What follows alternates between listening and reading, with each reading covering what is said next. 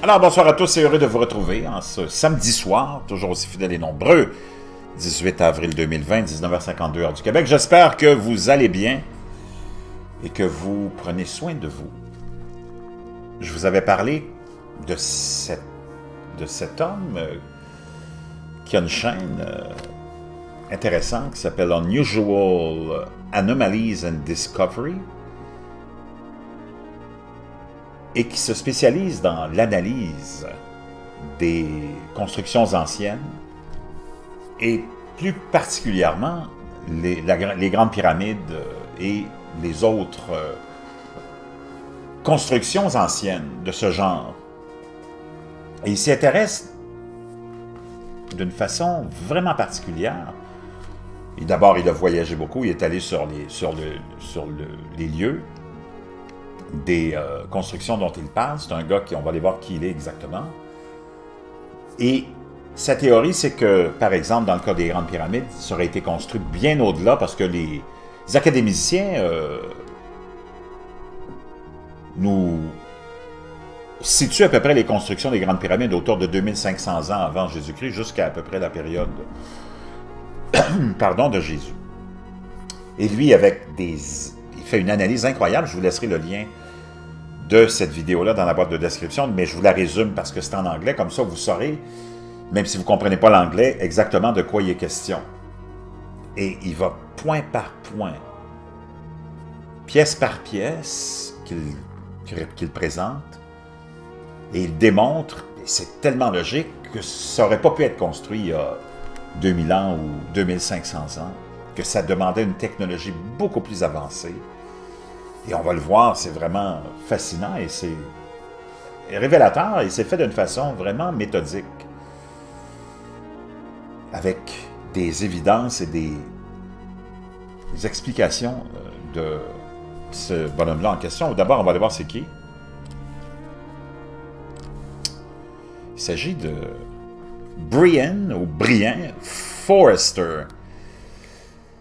Brian est né à Rochester, au Minnesota, aux États-Unis, mais a grandi sur la côte ouest du Canada. À l'âge de 11 ans, il est devenu fasciné par l'art autochtone, des Autochtones Haïda, et a commencé à sculpter des mâts totémiques et d'autres formes d'art connexes. Donc, il y a quand même des connaissances en plus en construction d'artefacts et de structures.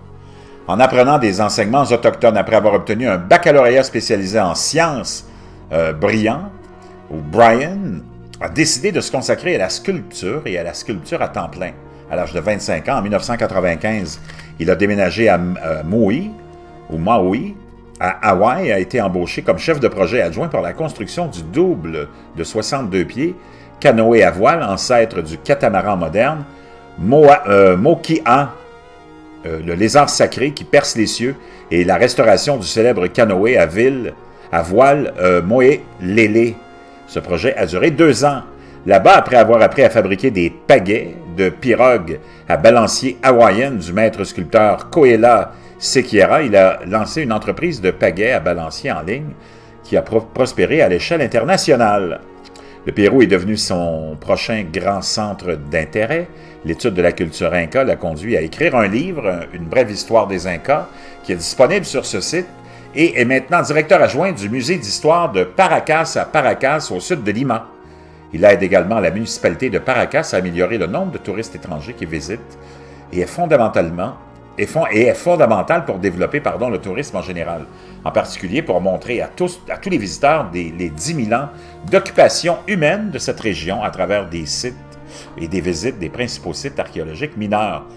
Donc, il y a d'autres projets aussi. Brian Forrester est né à Rochester, patati patata, et on nous apprend, c'est la même chose, qui est né à Maui, et ainsi de suite. Donc, c'est quelqu'un... Donc, il est devenu une autorité dans les œuvres mégalithiques d'Amérique du Sud et les anciens peuples, à tête allongée aussi, perplexes de la région, et ça, il en parle beaucoup, puis je reviendrai là-dessus aussi, et partage son temps entre Paracas et Cusco, au Pérou. Donc, Brian est allé là-bas, a pris des photos, a analysé toutes les structures. Hein.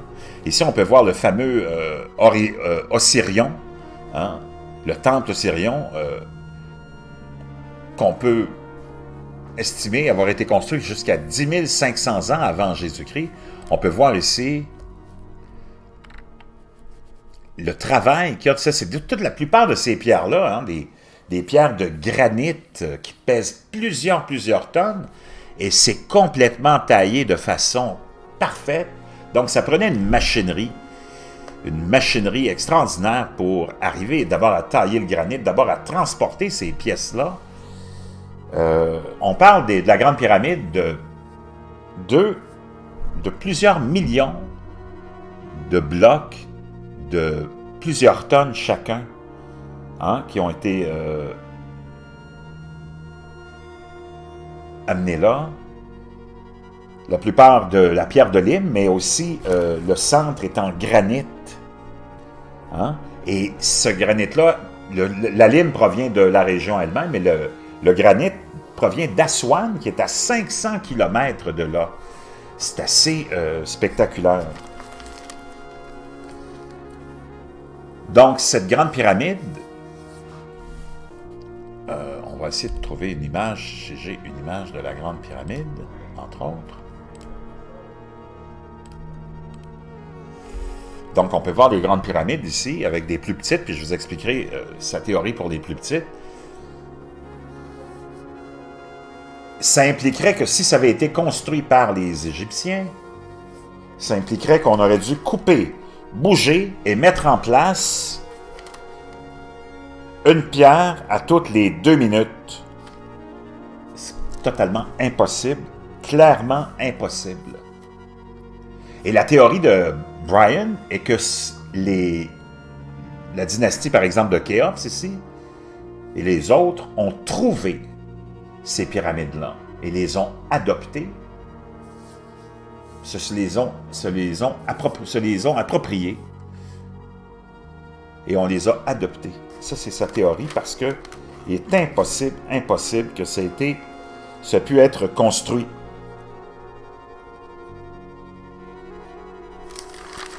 Avec la technologie de l'âge de bronze de l'époque, alors que la plupart des pièces qu'on va voir qui ont été travaillées, taillées, sciées, et il y a même des trous de perceuse, seraient impliquées des technologies de l'âge du diamant qui remontent au 19e siècle.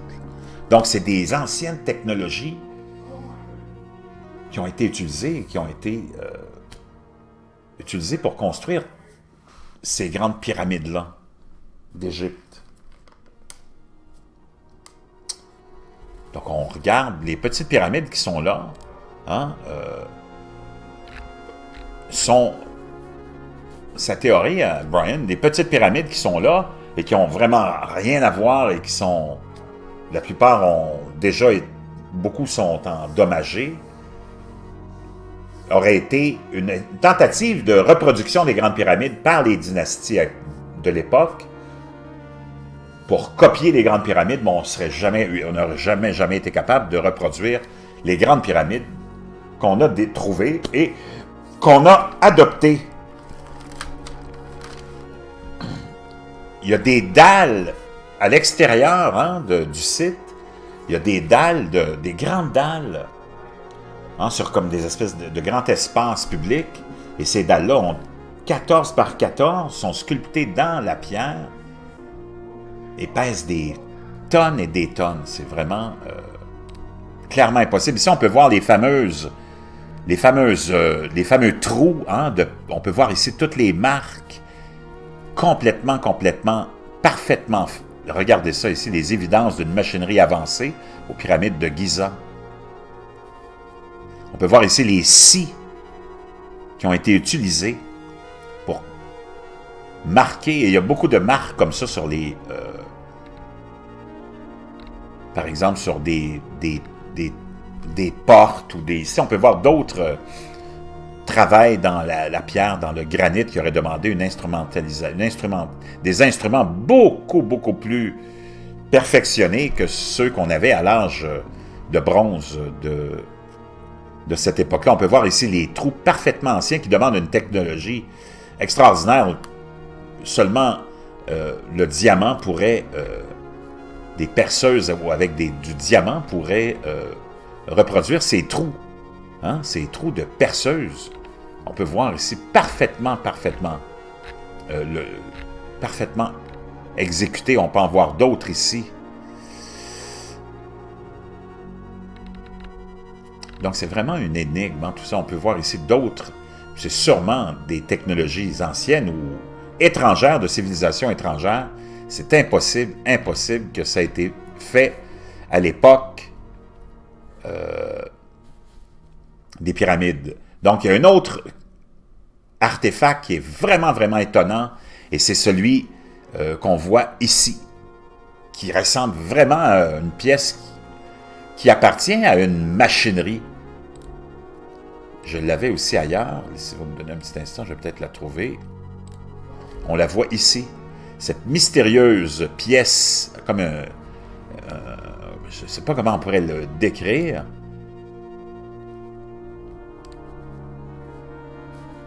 Mais ça ressemble vraiment à une pièce de machinerie. Eux, ils l'appellent le fameux lotus égyptien, mais c'est vraiment avec l'espèce de 3 lobes, hein, qu'on voit ici très bien, et qui rappelle vraiment une pièce d'une machinerie. Donc, on a affaire vraiment à une technologie des plus fascinantes. On le revoit ici.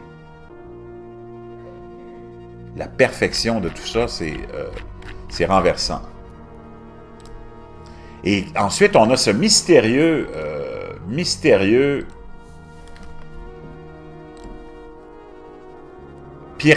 pyradome, encore là de granit. C'est l'espèce de capstone, hein, le dessus de la pyramide, de pyradome qui manquait à la grande pyramide. Et tout ça, c'est en granit, encore une fois. Et vous voyez comment la surface est lisse, comment ça a été travaillé d'une façon vraiment hallucinamment parfaite. On peut le revoir ici. Très bien préservé aussi. Donc, c'est toutes des évidences que c'est probablement impossible que les dynasties de Khéops et les autres aient pu faire quoi que ce soit avec la technologie qu'ils ont. Maintenant, on est à Saqqara, dans des tunnels mais d'une longueur de plus d'une centaine de pieds sous la terre. Encore là, il y avait absolument, voyez-vous comment c'est on a amené des boîtes de centaines de tonnes qu'on peut voir ici dans ces tunnels-là, qui encore là sont taillés, hein, parfaitement. Il n'y a aucune lumière, il n'y a absolument rien là-dedans, donc on aurait eu besoin d'une lumière artificielle pour travailler ces tunnels-là. On peut les voir encore ici, sous différents angles.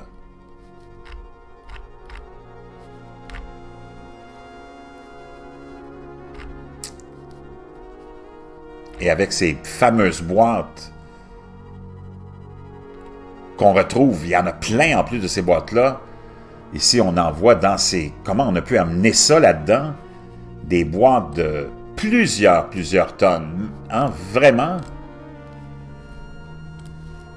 Des boîtes souterraines de centaines de tonnes.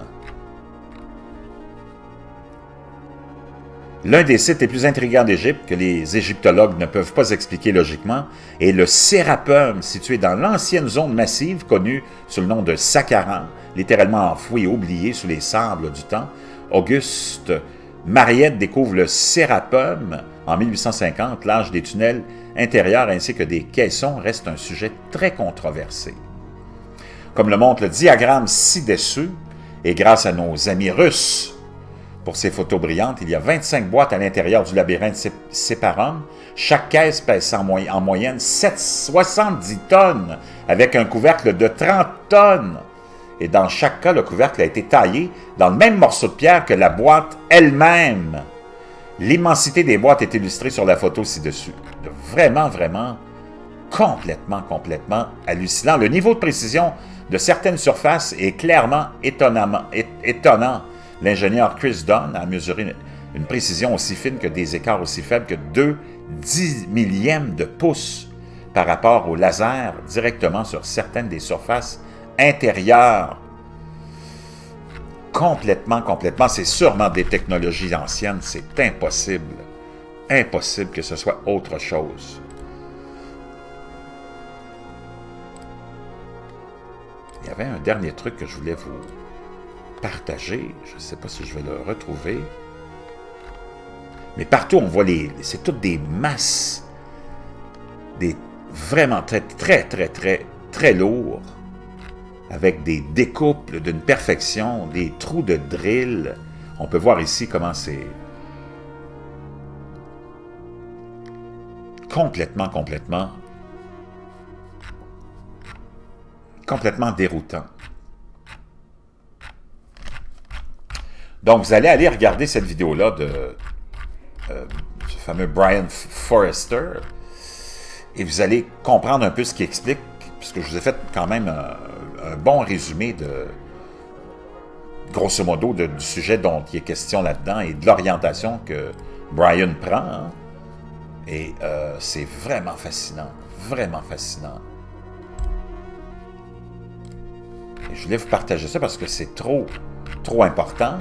Puis ça va revenir beaucoup parce que je vais en parler beaucoup à différents niveaux. Donc je vous laisse aller voir ça, cette vidéo-là. Je vous mets les vidéos dans la boîte de description. Et là, maintenant que je vous ai fait un compte rendu, même si vous ne parlez pas anglais, vous allez comprendre de quoi il parle et vers quoi il va. Avec toutes ces marques de scie partout dans le granit et plein d'autres analyses vraiment fascinantes. Je vous reviens avec d'autres choses. On se retrouve de toute façon.